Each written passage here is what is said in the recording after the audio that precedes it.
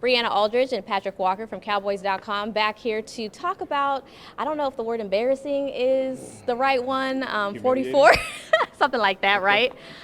So I'll start here. Head coach Mike McCarthy last week, he said, how do they win? They got to stop the run. They didn't do that at all.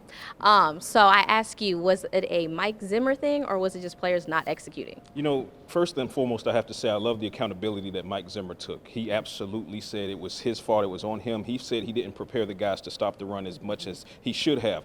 But then when you look at the film, what I saw was a lack of execution, Bree, and not, failing on gap assignments and not necessarily understanding keys. And when you're going against a Shanahan-type offense like they were with Clint Kubiak, you have to find a way to stop the running back, particularly in space. That's why Christian McCaffrey has done damage against the Cowboys. That's why Aaron Jones was able to do so with Matt LaFleur, and that's why Alvin Kamara was. And then once that running back gets going, then it's just a passing game from there, and that's what happens. So you have to put it on the execution quite a bit. It seems like a lot of times that second half, you come back, you make adjustments, locker room, it didn't even really see. It looked like they just flatlined. I saw some fans leaving towards the end of the third quarter. What do you think was kind of the message in there? And then obviously Overshown was someone I was surprised that didn't really see him as much as we did in game one. He had a pretty good week one. I think the adjustments were made at the half for Mike Zimmer and Mike McCarthy on both sides of the ball. But that being said, you have to wonder where Overshown was when you talk about him. He registered only 18 snaps in that game. Now, there was a reason for that. If you look at the film, you'll notice base packages versus the number of sub packages that were run. And I said this earlier in the week after the loss, and Mike Zimmer confirmed that as well. Overshown, having come back from his torn ACL, having missed a good bit of training camp with the hip pointer on the back end of training camp in Oxnard, wasn't able to get a lot of work in base packages. So you saw Maris Leofow, rookie third-round pick. I expect to see more of Overshown as early as this week, especially when you're trying to figure out who's going to spy Lamar Jackson. Let's switch over to what we saw on offense. Now, there's not a ton of positivity, but the big play, obviously, number 88, CeeDee Lamb, but it was pretty quiet for other people.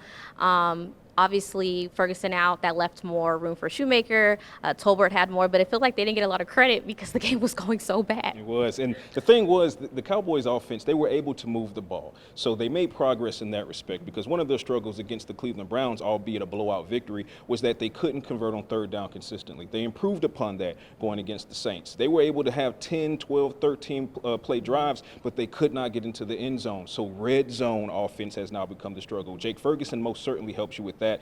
And I will say Luke Schoonmaker literally had a career day. That young man made some strides. That's a positive to take away. But without Jake Ferguson there, they kind of struggled in the red zone. I expect them to kind of get back to Jake Ferguson, assuming he plays this week. Maybe get Brandon Cooks more involved in the red zone. And maybe Schoonmaker, and we'll see if John Stevens can play as far as contributing from the tight end position. Brandon Cooks, like you just mentioned, he was someone who he scored a touchdown week one.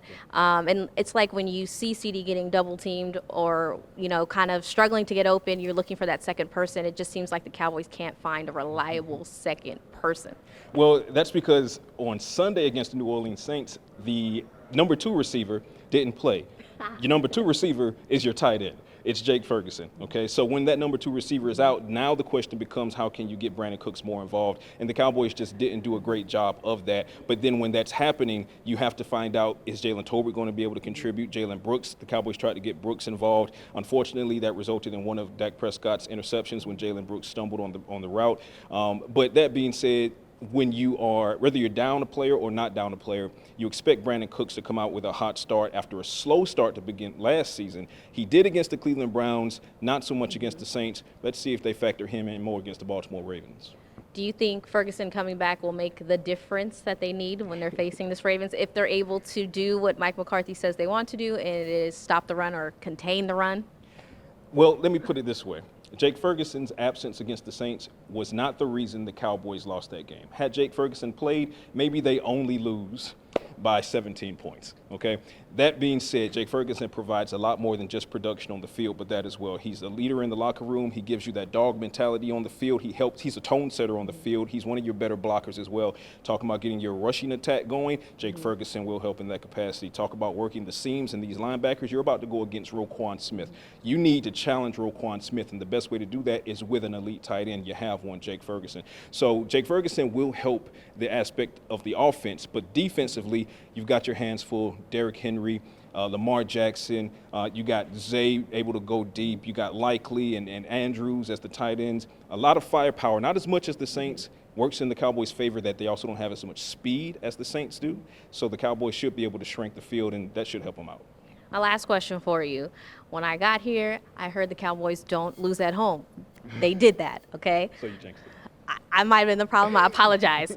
But the Cowboys also don't lose back-to-back. So how optimistic are you that they're able to clean things up and maybe not do the dominating win they did against the Clevelands, but squeak out a win against the Ravens? Well, let me qualify it this way by saying it's the NFL and anything can happen at any time. Could the Cowboys possibly end that streak of not suffering 2 losses in a row? Yeah, they could unfortunately end that this Sunday. But the fact that that streak exists in the first place tells you about their resilience, their ability to fight back, their ability to learn and quickly apply and adapt what they need to going forward. So that works in their favor. They've not lost 2 consecutive regular season games at home. So both of those trends are working in their favor, but they've got to get the job done. You can't fall to 1-2 in the season going into week 4. Well, you heard it here from Patrik. We are optimistic here at the Star on a Wednesday. So far, so good. And health-wise, so far, so good. So we'll keep an eye on that. Yeah. Well, thank you for joining me. That's it for now. For Briana Aldridge, for Patrik Walker.